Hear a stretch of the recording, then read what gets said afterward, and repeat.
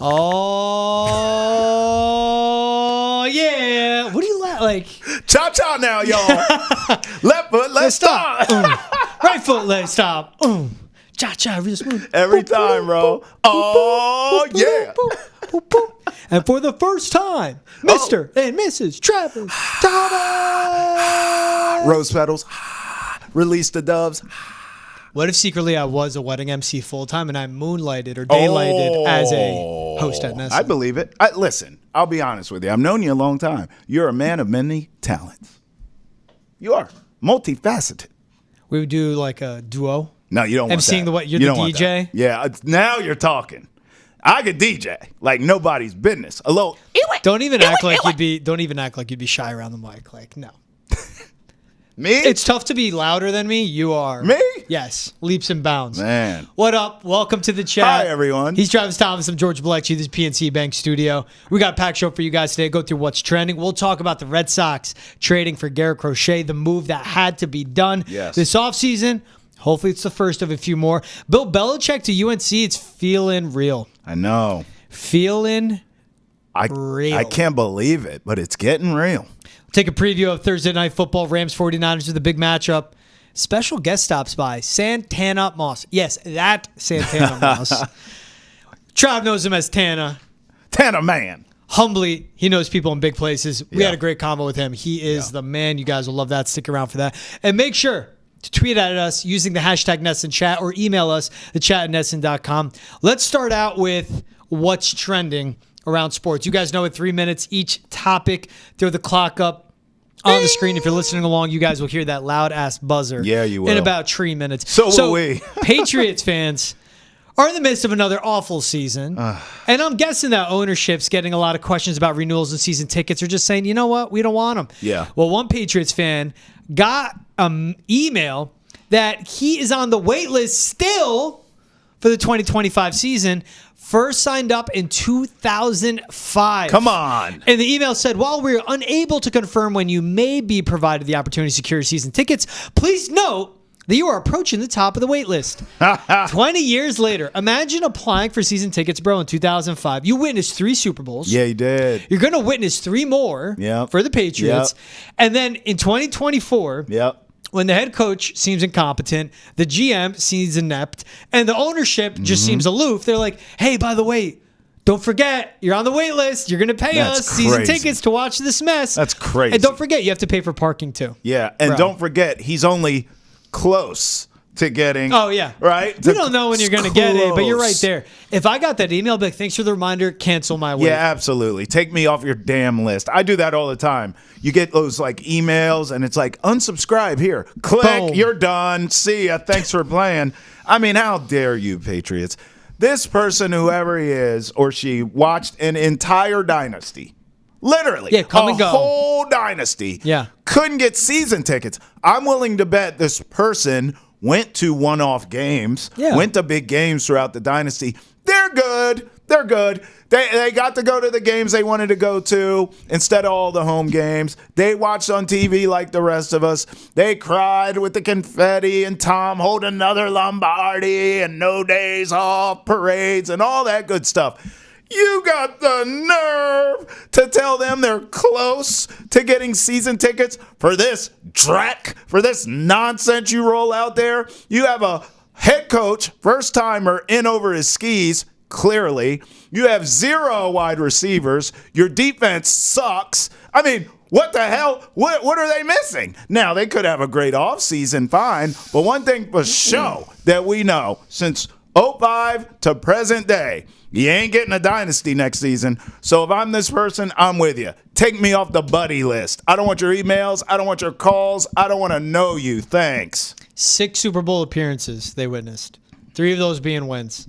Then it's like, hey, we suck. Our GM, not good. Our head coach, inexperienced. We have a good QB.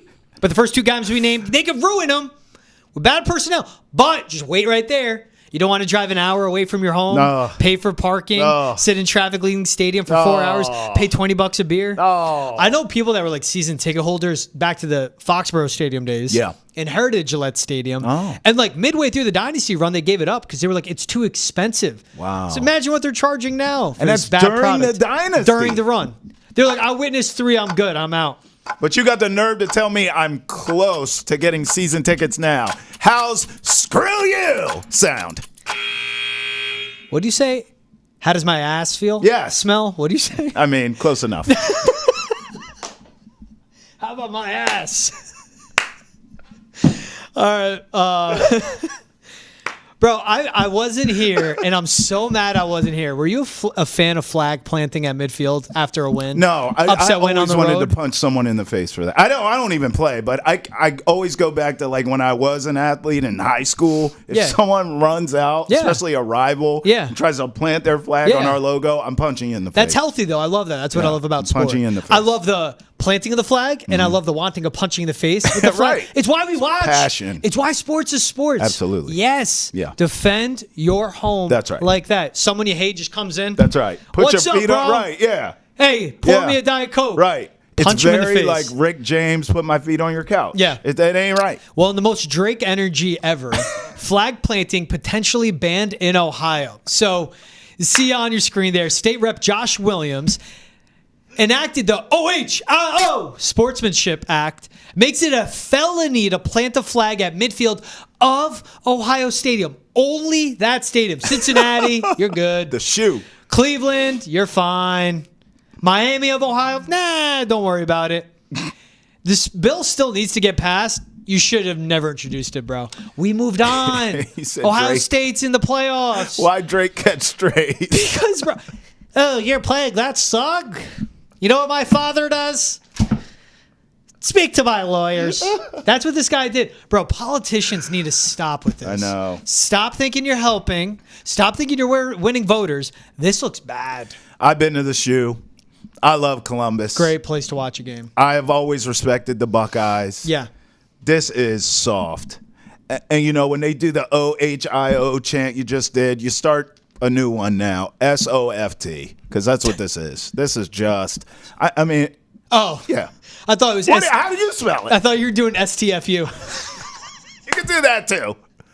Let's just get all the chants that are weak ass, because that's what you are. This is just like, what are we doing, really? Like, it's against the law. Like, come on, bro. And the thing is, they ran the fade, George. Like, I mean, they planted the flag. Yeah. There were fisticuffs. Yeah. People got maced. Yeah. Okay, just ban it. Just be like, all right, no more of the flag stuff. It's fine. This doesn't need to go to the Supreme Court, bro. Like, everyone just calm down. This is ridiculous. It's the most. This is America, man. I know. You have a state rep stepping in. Everything you got to be taken care of, Ohio. Yeah. Let me write out this law. Right. And it is. It's that type of voice. Like, you don't have anything else to do. Like, you got stuff to do. Like, real things that affect people's lives. This is a thing. It's not going to get passed, too. I hope Tennessee sees it, and I hope they're bringing the biggest damn flag with them. Tennessee's run game against this Ohio State defense in the horseshoe, plant it, look up at Josh. What is it? Yeah, Josh Williams. Go, Josh, hey! Double bird? Yeah, here's your bill. Okay, wait a minute. Down in Tennessee, they're like, oh, we're going to Ohio. Yep, Rocky Top, baby. Gonna beat them Buckeyes in their own home and plant the damn flag. I just want all of you to know, not only is he doing the accent, but for those of you just listening on the audio side, he somehow put dip in his mouth before he did the accent. It's really incredible. This is a talented individual. There it is. That's what we're talking about. Bro, you're trying to help. It's like when the Cincinnati mayor was talking ish to the Chiefs. Oh, yeah. Shut up. Yeah. Patrick Mahomes, we're going to make you our son. We're your daddy. And he beat your ass. And it's just like Drake. When everything was forgotten and like the beef was over, lawsuit. It's like, bro, stop. Stop. Karen. Speaking of college football, very Karen. Yeah. Speaking of college football playoff, it is floated. They could be extending to 14 teams in 2026. You see this from Brett McMurphy. Yep. Quote, the commissioners will look at 14 as a better number starting in 2026, so 2 years, after they see the results of this playoffs How can we make it better? 14 teams is one of them. Staying at 12 is one of the options. Bro, 14 teams, more games. So the top 2 seeds would get the buys instead of 4 teams getting a bye. So if it was this year, Oregon and Georgia would get a bye. Miami, Clemson would be getting in. The seeding would be a different story. More teams, more games, more money. And guess what? 14's not enough. Neither will 16 or 32 or 64 or 6. Oh, where did I get the number 6? We have March Madness. And go back 1 year. Providence and St. John's are pissed off they didn't get in, rightfully so. Yeah. That's what it's going to be. No matter how many teams you let in, someone's getting let out. You said Clemson, you meant Bama, and that's exactly what this is about. Oh, yeah. Bama and the U would be in the playoff. And the other thing that stood out to me here, because we all know what it is. Let's just cut to the chase. We only have 2 minutes anyways. We know it's about the money. Listen, the line in that said, we're going to wait and see after we get the results from these playoffs. I bet you are. Let me just translate that for everyone here so we're all on the same page. After we get paper cuts from counting all the money we make, then we're going to realize, hey, if we add more teams, we can make more money. You get a playoff berth. You get a playoff berth. This will expand and expand and expand and expand. Because one thing's for sure, and we talked about this already on this program, when they started this college football countdown, and every week it's like, here's the teams. I told you, all the way back to the BCS, when the computer was picking teams, people complained. Then you finally get a playoff, and it was 4 teams. People complained it wasn't enough. Now you're letting in 12 teams. People are saying it's not enough. It will never be enough. And the main thing for the NCAA is it will never be enough money. So get used to the expansion because it will never stop. It'll keep going. Yes. I like the top 2 teams getting a bye. It's more teams playing opening weekend too. Facts. Bring it on. Bring it on. Home field. More what football. They need to be looking at is reseeding after the first round. Because as we see with Oregon's path compared to Penn State's, reseed and then you're set, man. It's neutral site games. Yeah. Do the reseeding and it'll be good. All right, let's get into some Red Sox talk. Yes. Some MLB hot stove talk. Some winter meetings talk. The Boston Red Sox making a big move. Traded for starting pitcher Garrett Crochet. The ace they desperately needed, the lefty pitcher they desperately needed. Now, it was a trade, so the Red Sox gave up Kyle Teel, Braden Montgomery, Chase Meidroth, all top 10 of their prospects, and Wikelman Gonzalez, who's one of their top pitching prospects, in return for Garrett Crochet. I absolutely love this move. Look, Kyle Teel was tough to see go. Yeah. A, because of his position, and B, because he was a guy that a lot of talk was around the future for him. Roman Anthony, Christian Campbell, Kyle Teel, of course, Marcelo Meyer, the future 4 of this ball club. But look, Teal's good, but Garrett Crochet and what Teel, Montgomery, Meidroth, Gonzalez are, their prospects. Garrett Crochet is a real deal. 209 strikeouts in just 146 innings pitched last year. That's the most K through 9 of any pitcher with 100 or more innings pitched. He had Tommy John surgery. Missed 2022 with it, I believe. Came back fine. And people are caught up in his innings pitched limit. He was pitching for the White Sox. Right. They were rolling him out there, just see what he's got, and then cutting him off at 4 innings. It had nothing to do with him. He's dealt with shoulder inflammation. But giving up these prospects for Garrett Crochet is a huge win. Because also the Red Sox, there's 2 years of team control, 2 years of arbitration. That's right. Before you actually start paying him. And that'll kick in around when he's 28. I love the move, too. I didn't really want to trade. You and I talked about this. I don't want Teel gone. I just wanted – I didn't want any of them gone. But you had to for him. You had to for him. And here's the bottom line. And I don't think anyone's really looking at the flip side of this coin for the kid Crochet. I mean, you just saved him. I mean, you just rescued him. He was out in the middle of the ocean with nothing. He didn't have a life raft. He didn't have anything. And here come the Red Sox on this big, shiny, beautiful boat. And they say, come on, kid, we got you. They extended their hand. You just got him out of hell. I mean, the White Sox is the worst place to be right now. Now he comes to the Red Sox. Honestly, we talk about all these farm players, and we don't want them to lose them, all these prospects. You know why? The Red Sox know how to develop talent. This kid's 25 years old. He's got great stuff. George just gave you all the numbers. So now not only did you save his career, getting him out of a wasteland, he gets to come to the mighty Red Sox, okay? He's going to be developed. He's going to learn how to be a pro the right way and to play the game. He already has stuff. They can develop that. I think this was, look, again, I'm sort of eating my words here because I said, and I've been very consistent this offseason, I just wanted the team to spend the money for the arms. Yeah. But this was always an option to trade for this kid. And now that it's happened, I am fine with it. And I love that he's here and he can be developed. And he's 25. He's got a long runway ahead. He's nowhere near his peak yet. He's nowhere near his prime yet. And by the time he gets there, you can pay him then. Yeah. I think this is fantastic. It's a win-win, but it's not done. You still need to go out. You need another arm. I want Corbin Burns. I get it. People are saying what's not looking like it's. You need another arm. So if it's not Burns, you got to bring someone else in here. Yeah. Look, it's an absolute slam dunk of a trade. You gave up with big prospects in their farm system. Yeah. But look, like Teel, starting level catcher, fine. Braden Montgomery, switch hitter, power hitting right fielder. But when you have Jarren Duran, Ceddanne Rafaela, Wilyer Abreu right now, Roman Anthony coming up. Even Christian Campbell can play the outfield as well. Yeah. Like you have so much outfield talent, you had to part with some, and it's better with a prospect than a guy that you really see at a major league level.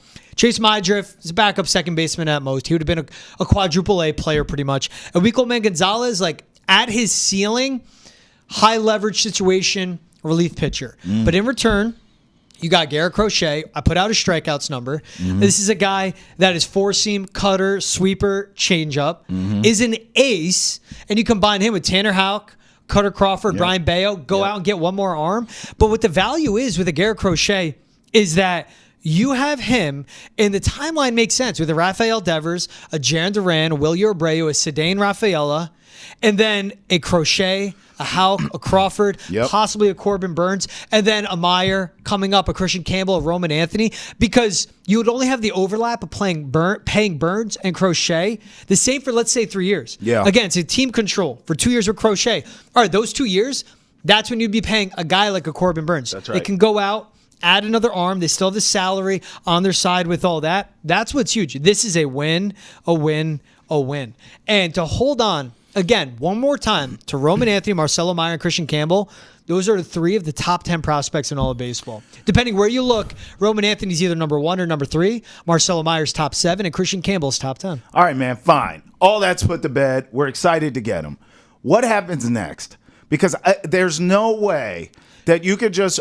This is the offseason. I need another arm, George. Yeah. And I also want Bregman.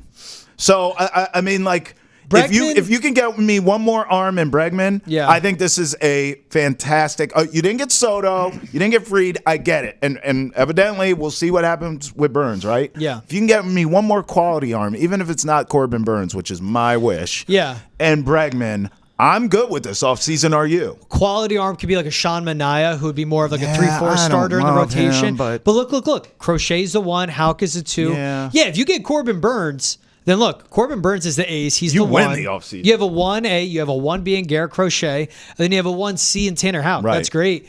I'm not going to get caught up in the Alex Bregman. You need a pitcher, another starting pitcher, high up in rotation. All right. You need a right-handed hitter. So an Alex Bregman or a Teoscar Hernandez, more power. Sure. You need bullpen arms as well. So there's still a lot more to add. And keep in mind, with a Meyer, a Christian Campbell, and a Roman Anthony, I keep saying their names, but their ETA is 2025. Oof. And it's the timeline that I want to like hammer home with all this. So they got to add more. And what was big with this was this comes less than 24 hours after the Yankees outbid the Red Sox to get Max Fried, reportedly. That's right. Yeah. The Red Sox were reported to top out at $190 million. They would have come up more with deferred money, and Fried reportedly would have chose the Red Sox if they matched the Yankees. But the Yankees went 8 years, $218 million, real money for a left-handed starter, which is significant. Struck out on Fried. Crochet was option B. And all this. And maybe they were looking to get Fried and Crochet, because you also don't trade for Garrett Crochet like this without having an extension in mind. So go get another arm. They need starting pitching. They need starting pitching. I want a Corbin Burns. I remember when the Mets outbid everyone for Soto, and you said, hey, good on you for the Mets, but you also said good on you for the Red Sox. At the time, you were critical of the Yankees not matching, but the Red Sox, you said, I get it. Stopping at 700 or whatever it was for Soto made sense to you.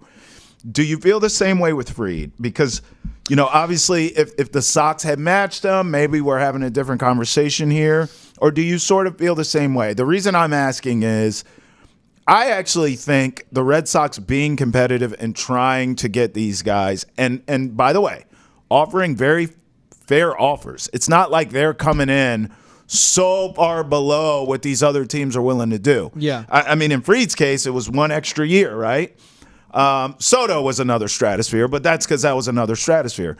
I am satisfied with what I am seeing from the Red Sox. Now, I need more closings here. I need you to nail some of these guys, bring them in. But at the same time, I am happy with their aggressiveness.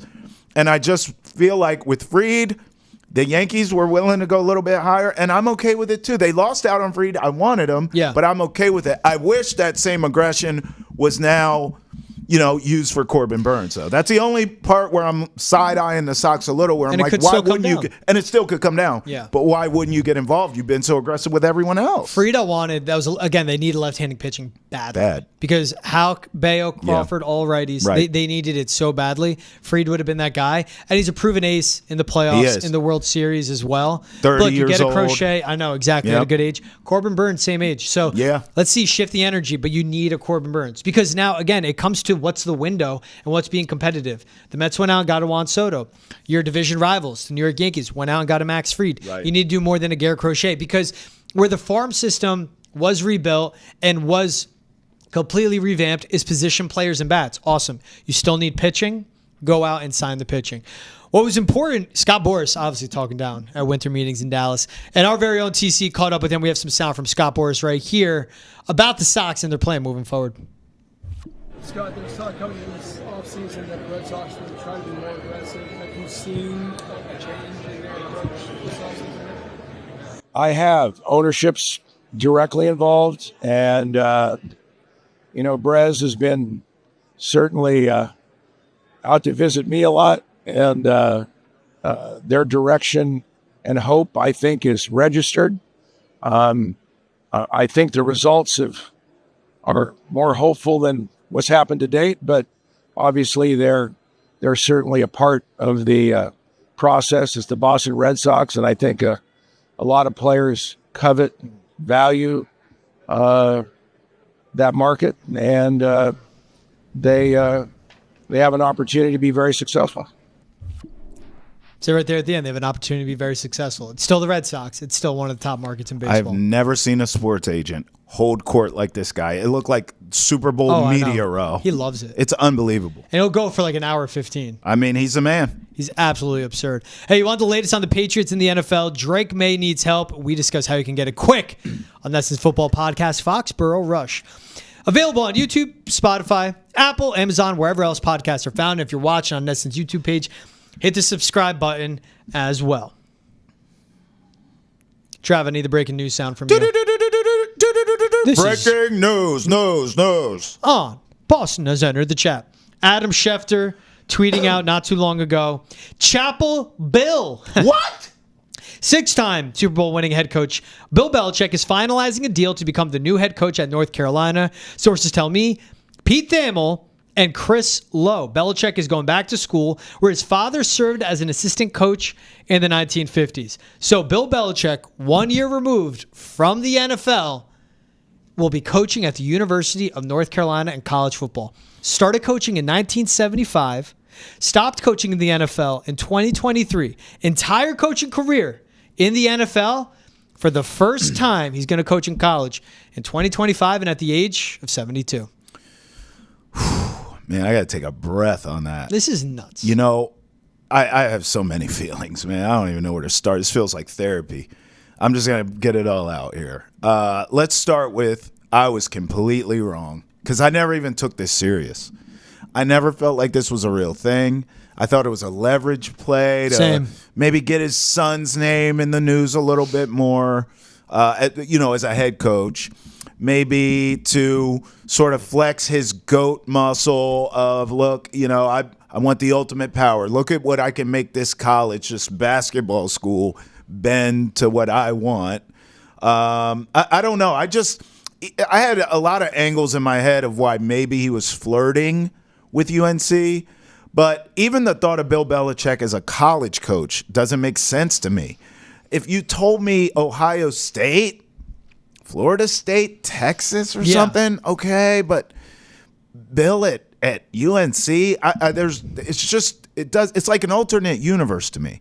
But now, this is why I say I have so many feelings about it, because now that it's done, and I have to allow myself to see this happen, I actually sort of get it. Now the light bulb's gone off. And you know what it is? It's from people in my family who are older. Aunts, uncles, grandfathers, grandmothers. They don't care anymore. They have no filter. They'll say whatever they feel. Mm-hmm. And when you kind of ask them, when you say, like, hey, you can't say that. Like, what are you? They go, I don't have anything to prove to anyone. It's almost like they have an attitude. Like, I'm going to say what I want. I'm 73. I'm whatever age, right? And this is what I'm thinking with Bill. I think Bill now is at the age. I think this is an age play and a generational play. Bill's at the age where when it ended here in New England, he tried to go to Atlanta. He tried to have his way. The rumors at the time of why Bill wasn't a great candidate is because he wanted power, okay? Surprised. Now, there were stories leaked that Bill was humbled enough to just coach the team. He didn't want power. I think that's BS. I called BS at the time on that. I don't believe that for a second. So what I think happened here is at his age, Bill is now saying, I need power, and I'm not negotiating it. I'm at an age in which, and I've done enough in which I don't need to prove a damn thing to anyone. I don't give a damn what level of football it's on. So, which I understand. So he comes in, UNC, no problem. It could have been any school. I'm thinking Ohio State, Alabama, all these. Bill doesn't give a damn. It could be Prairie View. If the money's there and the power's there, I'm coming. So he gets the paper. He gets the power. My son's next up when I'm done. Got it? Good. This is how we're going to do NIL. This is how we're going to do XYZ. This is how we're going to do transfer portal. Blah, blah, blah, blah, blah, blah, blah. His way, right? Chapel Bill. I respect that. And why I say it's generational, his old man coached there. He's going to coach there. And then his son is next up. This is a legacy, I'm an older guy play. Mm-hmm. And I respect it. I don't get it. I wouldn't do it, but I respect it. This is just the weirdest thing ever. It's so strange. He's the most successful coach ever. And he goes from the most winning franchise in the NFL of all time, when we're talking absolute like postseason success, not literal wins and losses, but also literal wins and losses. He was the standard of the standard of the standard of coaching in any sport, especially in football. And just a year removed from being the head coach of the New England Patriots, where he built all this success, he's coaching in college for the first time at a university that fired Mac Brown because at 73 years old, they felt he couldn't relate to the modern landscape of college football. And then you turn around and you go, oh, all right, your girlfriend's 24. All right, that's young enough. Come on in. It's just weird. Like, they haven't finished in an AP poll since 2020. That's crazy. Here are their bowl game appearances. They have the Fenway Bowl this year, which is absolutely hilarious. Bill will be here. Duke's Mayo Bowl, Holiday Bowl, Duke's Mayo Bowl, which they've all lost, Orange Bowl, which isn't the Orange Bowl we grew up with, Military Bowl, Sun Bowl, Russell Athletic Bowl, Quick Lane Bowl, Belk Bowl, Independence Bowl, Music City Bowl, Meineke Car Care Bowl twice. You know what those bowl games are? Ass. Just, they're nothing. And there are like the pinnacle bowl games, and then there's that what they're in. It doesn't make sense at all. It is literally like if a 72-year-old was dating a 24-year-old. It makes zero sense. But I'm here for it. I am here for it. He is the greatest coach of all time. He handed them a 400-page Bible saying everything he would do. And even before this deal went down, Pete Thamel did report UNC is working to close the deal to make Bill Belichick the Tar Heels coach, but there's still issues both sides need to work through. The ball's in Belichick's court. UNC officials are on board with him becoming the coach. A resolution is expected. The issues were the role for his son, UNC's NIL resources, his Belichick salary and resources for the staff. I read they upped their NIL from around $3 to $5 million to $20 million right away. Boom. Look, he handed them a book and he said, "I'm going to take the job, but only if you're on board with all of this," which I give him credit for. Instead of taking a job and walking into it, and then when you get in your office, you find out you have one hand tied behind your back with everything. He goes, "I'll do it, but I need the resources. I got to compete. I'm not coming here to be UNC football. I'm coming here to be Ohio State football." Now the rest, we got to see. What's his staff going to look like? Is it Ben McDaniels, Josh McDaniels' brother? Ben McDaniels, who's learning from a Bobby Slowick, running the offense. Nice. Matt Patricia, don't love it. Whatever. We'll see how he fills out the rest of his staff. But Bill Belichick's in college football. Never thought I would say that. I will tell you what. I don't really think Matt Patricia can coach his way out of a wet paper bag. However, if Matt Patricia wrote a book on loyalty, I would buy it and read it. It is unbelievable, this guy and Bill Belichick. I'll say this, as we look at the ACC currently, this is no easy task. I get we're talking about Bill Belichick. I don't get that we're talking about Bill Belichick not passing the great Don Shula all-time on the wins list. That's not going to happen. I guess he's just going to leave that hanging. But whatever, that's another topic for another day. If you look at the ACC right now, top of the food chain, George, SMU, the Canes, Clemson. How about the Syracuse Orange? And then there's another tier of Boston College, Virginia Tech, teams on the come up. You can't, right now they're bottom of the barrel, but you can't sleep on Florida State in the future, building this, getting back. So, look, Bill's got his work cut out for him, too. While all the shock wears off of us that this guy's the head coach of UNC, we do have to also roll up our sleeves here. Bill's got a lot of hard work to do there. You know what he has, though, at UNC? He wasn't going to get in the NFL, and you mentioned it with the Falcons. Only interview he got, by the way, control, power. That's right. Exactly. Yeah. He walked in, gave him the book. They said, cool, we agree. We're signing off right here. They got him the NIL money. They got him the resources, and they go, it's your program. You run it. He could not run a program like that in the NFL. So, insane, man. Bill Belichick, UNC. You know who hates this? Dabo Sweeney. Dabo. Damn it, Bill. This is my conference, damn it. And Mike Norvell down in Florida State, too. I don't got a Norvell voice. Hey, you can enter the chat, too, whether you have any questions about your favorite team, need life advice, or even if you had something you just need to get off your chest. We are here for you, along with your Bill Belichick take. Tweet at us using the hashtag NESN chat or email the chat at NESN.com. We want to hear it from you. God damn it, I'm just down here in Clemson, South Carolina. You know your country when your name is Dabo. Dabo. The country is? What? What we got on Thursday Night Football? Oh, that ain't Rams, country. 49ers, Sean McVay, Kyle Shanahan. Yes. It's opposite of country in the best way possible. No, it's for America is what it is. Look, that is a beautiful game. The Rams are one game out from the final wild card spot. Yeah. San Fran's only 2 losses behind. And but only 2 losses with the 49ers that now know they don't got CMC and they just got to move forward. Yeah. Look, they don't have Trent Williams in this game. It's going to be tough. Rams are coming off that shootout win, 44-42 against the Bills. The last 3 meetings between these teams have all been one-possession score meetings. Yeah. San Fran is a slight favorite. It's less than a field goal in this one. It's Sean McVay against Kyle Shanahan. And who do you trust more? It's Matt Stafford against Brock Purdy. Who do you trust more? It's Puka Nacua against Juwan Jennings. It's weird. Yeah, I trust all the Rams more, and they're going to make the playoffs, and this is how they do it. They're going to win this game. Sean McVay is a better coach than Kyle Shanahan. I told you coming into the season that I thought the Niners would take a step back and regress. I didn't see this coming, but I thought because of the season they would have this season, taking a step back. I thought they would make the playoffs, be a wild card team, and lose. I no longer think this team's making the postseason at all. And I thought because of that Kyle Shanahan would start getting the side eye from the organization. Now that you've had the season that you have had, I'm going to take the Rams in this game. I'm going to take McVay. I'm going to take Stafford.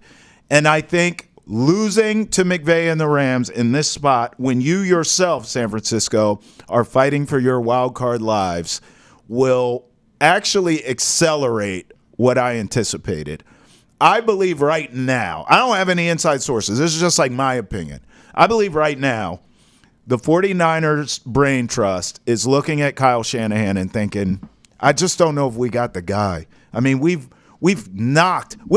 kicked in the championship door for years, and we just can't get it done. Don't get me started on 28-3 when he was an offensive coordinator with the Falcons, okay? But let's just say we have a large enough sample size to comfortably say with facts that this dude can't get it done in big games, okay? So then this season, and I understand you have injuries. Welcome to the league, bruh. Every team has injuries. Now, theirs are devastating. They're star players, but still, it's not an excuse to be this bad. And what are you going to do? Give Brock Purdy all the money in the world? Good luck with that. I do not believe Kyle Shanahan's going to be the 49ers coach for long. And I think this game's going to help start that momentum. McVay outcoaches them. Rams outplay them. Give me the Rams 31-26 in a game that the score sounds close, but really our takeaways from this game will be that the Rams won convincingly. This is in Levi Stadium, too. You got the Rams with the road upset. I like That's it. right. I'm Shaw Niners on this one. I just think it's that defense that makes a difference. Rams defense, especially in their secondary, is awful. While this Niners defense banged up, not 100%, has been, porous at times, but they're just better. And what gets me is both these defenses will be facing offenses they face every single day in practice. Familiarity in there, so I think it'll be low scoring. I think it'll be close. I think Niners end up winning this one 24-20. As a coach, I trust Sean McVay more. Yeah. But the talent, especially on the defensive side, for this 49ers team can't be denied. And Brock Purdy's been clean football when he's been playing, and especially you take the snow game out of it, which he just couldn't play in those elements. Fine, you're in California. And I would like to see a Rams team playing in that snow too. It's tough to see L.A. coming off dropping 44 points on the Bills to be a disappointment and be a letdown. But this Niners team, man, it's the defense is separated for me. I just keep going back to San Fran and all this. Do you trust them? Okay, so you like them in this game. Let's talk bigger picture. Do you think the Niners make the playoffs, yes or no? No, the injuries, man. Well, but George, if they win this game, I will say this. Thank you, and that's why I said they're 2 games out from the final playoff spot. And think about this, too. Not just the number of the playoff spot itself, right? Think about the win. Think about the Rams, McVay, a team fighting for a wild card. Yeah. That kind of win can propel you for the rest of the way out. It's sort of where I'm going here. So it's interesting to me that you're taking them to win this game, but you don't trust them to get to the playoffs. At Miami, they could beat them. Versus Detroit at home, don't think so. And then at Arizona. The NFC West is wild, bro. Every game is tight. Every game's insane. I like them on this one-off, but I think making the playoffs, they're just so up and down. So up. Like, they beat Chicago.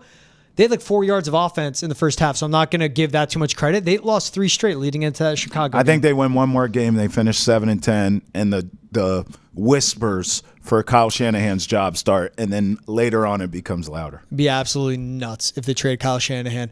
Hey, you can enter the chat. Oh, already read that one. NBA season is here. The big question is, will the Celtics repeat and claim banner 19? You can find everything about the NBA, its culture, on NESN's basketball podcast, Hold My Banner. Available on YouTube, Spotify, Apple, Amazon, wherever else podcasts are found. All right, man, we'll toss it now to the interview with Santana Moss. Trav's boy. My dog. Awesome conversation here. Check it out. The Santana Moss, legend of the NFL and legend, of course, in Washington football. All right, here we go. Now it's time for some action. Joined by my good friend and former NFL wide receiver, Santana Moss. He's like family to me, George, no matter where I am on God's green earth. I throw up that bat signal, which is really a number 89 in the sky, and he comes calling no matter what. Tana, how you doing, family? All I got to say is, that's my dog. Well, Tana, man, I'm aware of what's been going on since your playing career is over. Yeah. But take my audience into what you've been doing since your playing career has been over, Tana. It's been a whirlwind. For the last 10 years, you got to think about it. When I retired, I didn't officially retire until a year after I stopped playing ball. So 2014 was my last year of playing, and immediately from there, I went into get my MBA at the University of Miami. I got to give a lot of credit to Jason and Drew Rosenhaus.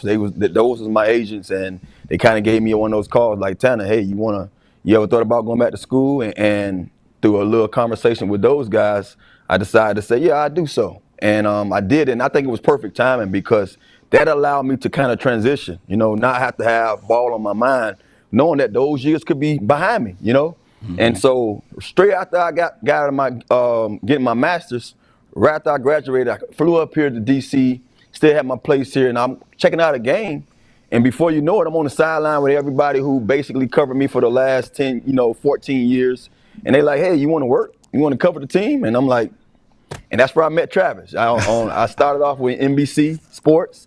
And from there, now I'm with the team. I'm fully doing stuff over here. We got shows on YouTube, the Command Center, Players Club, you name it. Then we do pre and post game show on the day of the games with me and B. Mitch and Brian C. So it's been a whirlwind, but I've been enjoying it, man. I've been loving every moment of it. Man, I love that because when we're going through guests, right? We were talking about who we can get. He threw out Tana. He just said Tana. And I'm like, Tana, who's Santana? Yeah. He's like, Santana Moss. And I'm just like, you can't just drop Santana Moss casually like that. But it's awesome to see, he spoke about it, how tight you guys got to be over the course of sharing your podcast together. We'll get into your playing days, man. I can't wait to ask you questions about you because you were just a dog wide receiver from day one to the last year. But what was that transition like? And how did you kind of find it of like, all right, this is like playing ball, just in a different way, obviously, now that I'm in the media, but I'm obviously talking the game that I know so well. I'll be honest with you, man. I was a fish out of water. I didn't. Don't get me wrong. Like at times as a player, you get called upon on, and you get to get in front of that camera, and you talk so much about just what you did on the field. You know what I mean? And it's almost natural for us just to do that because that's just something that's forced upon you.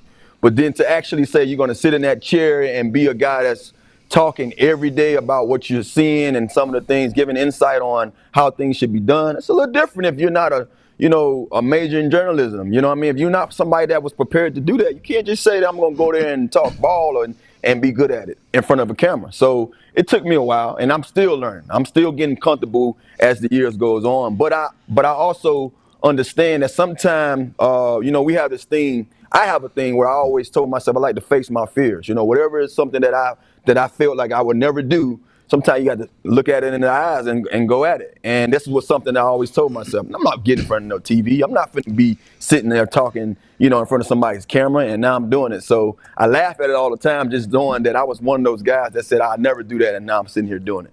Hey, man, I love it. And I know the challenge that presents. Like, you got through, like, playing ball your whole life, long NFL career. You could have just relaxed, but you want to take on another challenge going in. So I'm going to send your test your way right now then. We've seen the quick turnaround and this quick, like, just another level for the Commanders, which I love to see. Yeah. It's new ownership comes in, new GM, new head coach, new quarterback, and Jaden Daniels. So we all see it, it boils down. Well, it's Jaden Daniels who's special, Dan Quinn, and that culture. What to you has jumped out, though, of making this jump for the Commanders be so positive? And if it's Jaden Daniels, it is, but what beyond just a quarterback and the head coach and all this in your eyes?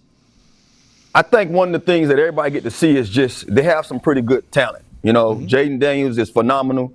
You look across the board, you got Terry, he's phenomenal. We have some guys on the offensive line, Tyler Biadasz, he's phenomenal.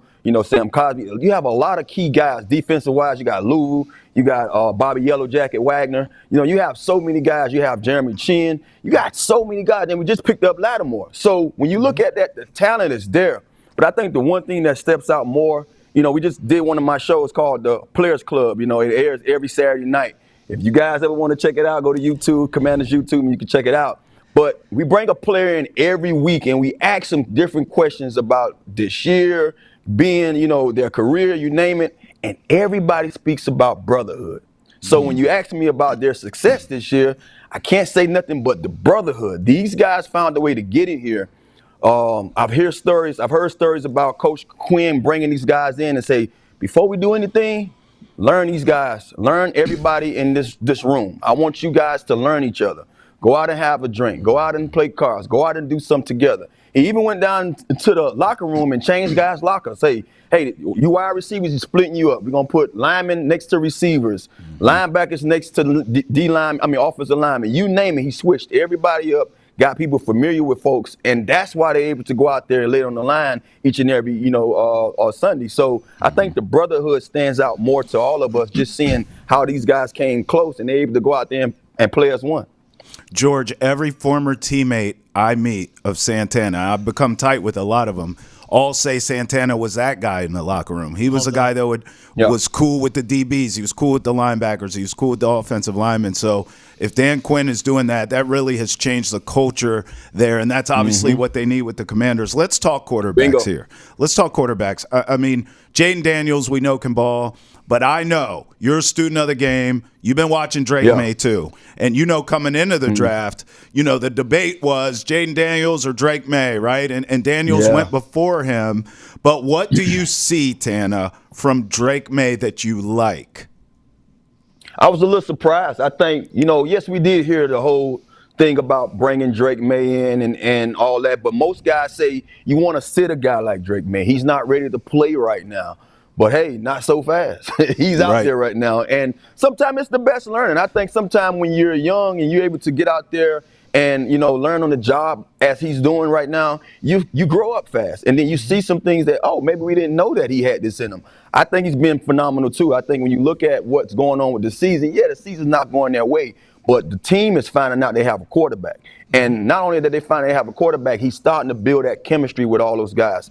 You know, this locker room might get blown up next year, who knows? But a lot of those guys are going to still be around. And when you have the quarterback, it's easier for that franchise to go out there and now start picking up those other groceries that you're going to need. So I'm in awe a little bit with Drake May, just seeing that he's not one of those guys you had to sit. And I'm pretty sure that, you know, those New Englanders or whatever you want to call those guys up there, they loving them as well. Bostonians, whatever you want to call them. Hey, Santana, full disclosure, I was that guy. Sit him, let him learn, let him pick up. I mean, the way he's making reads, the way he's processing, and the way he's working with not a good offensive line, not great pass catchers and all that. He's overcoming the adversity, and he's winning as a quarterback in spite of, not because of, which I love to see from him. And we can't talk Drake May without talking Jaden Daniels, though. Like, man, what makes this kid special as you've been watching him every Sunday and you're getting up close learning about him as well? I think, you know, when I first saw him in the draft and everything, and I watched a couple of games of him last year, first thing everybody talked about how frail he was. Oh, he can run, but he doesn't know how to slide. He's going to try to take hits. And then you get him in here, and this guy's a professional. I mean, he's a pro's pro at a young age. I mean, out the gate, this guy's mature. He understands the game. He understands how to process things quick. And that's what you want from a quarterback. But not only that, he understands what he has. He takes advantage of, say, hey, yeah, I know I can use my legs outside the pocket, but I'm also a great passer. And I think when you look at the big arm, you know, that's what everybody talks about. Oh, he can throw the deep ball, and he also can run. But one of the things they didn't, you know, chime on a lot was he's accurate as all outdoors. And as a receiver, that's what you want from your quarterback, accuracy. I want to be able to come out of my route knowing that ball is going to hit me between either my numbers and right between my face man. I want it somewhere up in this area where I can either put my hands up or, you know, catch it in my belly. And that's what he does. He put the ball on all his guys, and that's why you're able to see these guys being successful. You're able to see Terry coming down with most of his catches. And we didn't hear that much talked about that come out of the draft. We talked about his legs. Oh, he's dynamic because he's a runner. He's an accurate passer, and that's what I love most about him. Now, listen, he has much more help than Drake May does. I mean, you mentioned Terry McLaurin. There's some weapons there. There's a strong run game there. It's not the case here in New England. Drake May has much less to work with. He's trying to make $1 out of 15 cents. If you were the Patriots, how would you build around Drake May? From his skill set, from what you see, Tana, how would you put the pieces around him?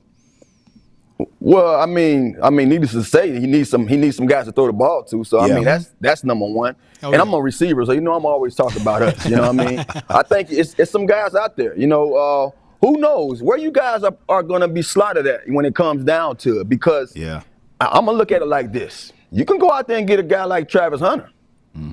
You can go out there and get a guy who can do both. You never know where you might want to use him at, you know. And I know the Patriots of old. I know Bill Belichick is gone, but you know he used to play a lot of his receivers at corners. So maybe you need to bring that kind of mold of a player in there. But I would definitely go get him somebody he can throw the ball to. Also protect them up front. You can't be special at the quarterback position without protection. So I'm gonna do all that and just make sure I solidify. I think the best assets to a quarterback is having a great backfield, having a great line, and having those guys he can throw the ball to on the outside. All right, Tana, I'll let you go with this one. I know you've seen the reports of Belichick and UNC. I want to get your thoughts on that because we're here in New England. We're following that every step of the way. So, what do you think of that? So is it final? So is it final? Like he's gone? It's floating. It's conflicted reports right now. Could be final, maybe not. But just in general, sort of how you look at Bill Belichick and UNC, does it make sense in your head? And by the way, what's the difference? Because you played at the highest of both levels. What's the difference between a college coach and an NFL coach? Could you see a Belichick working in college? I mean, that's a great question. I hear so many guys that's working with Belichick now. All the guys on TV talks about his sense of humor that they didn't know he had, you know what I mean, and all the things like that. So I'm sure that Belichick even knows how to lighten up if he needs to, to kids. I mean, it's tough these days, man. You got, these kids don't care no more, man. If the check big over there, they're going to jump ship, So that's kind of hard for me to believe that he can be a part of this new NIL way of playing college football. I don't see it. But I say this. If it's a way for him to pivot his son to be the guy that he wants him to be after he leaves, then I'm all for it. Because I feel like if you look at what transpired with LeBron James and Bronny and how Deion Sanders has done for his sons, those are fathers that's showing their kid the way through something that they feel that has had a special part of their life. And I don't knock it. So if that's what Belichick is doing it for, I'm all for it. But I just don't see the strict, all business, all football, Belichick allowing these kids to be jumping ship on them, come mid-season because they're not getting the ball or things not going the way they want it to go. Shout out to Santana, good guy. And obviously when we did that interview, Bill Belichick to UNC was not official. Now it is. Well, you heard the way we asked it, too. Yeah. It's like, hey, we'll see what happens. Just what do you think? Just what do you think? Yeah. Yeah, but, he's a U guy, so I feel like he's probably not thrilled that the greatest of all time is in Chapel Hill. Yeah. I didn't even think of that, too. Mario Cristobal. Right. Think of the coaches in that conference. Dabo Sweeney, Mario Cristobal, Mike Norvell. That's what I'm telling you. Don't get faded by his one bad year, and now Bill Belichick. SMU's on top. Syracuse has a good – I'm telling you, that ACC, it ain't what it used to be. It used to be weak. Now it's much stronger, bro. He's got his work cut out in Chapel Hill. I can't believe I'm saying that. UNC won 6 games. Only 6 games this year, but they're bowl eligible. UNC in the college football playoff, yes or no?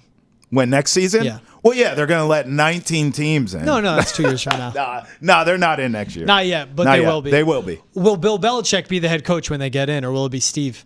No, it'll be Bill. Bill will get them in the playoffs. It'll be Steve. Steve will be the head coach. That's a hot take. Bill's rolling in, getting that paycheck. Oh, like one and done? Yeah, maybe 2. Woo! It's a long way to go, man. It's still Clemson. It's still Miami. So this job, he took the job for his son. Yeah. Okay. Like Tana said. Yeah. Shout out Santana Moss for joining the show. He's Travis Thomas. I'm George Bilecki. This was Boston has entered the chat from the PNC Bank studio. Make sure to tweet at us using the hashtag #TheChat or email us at thechat@nesn.com. I'm GB. He's Double T. We'll see you guys next time. Have a good one, everyone.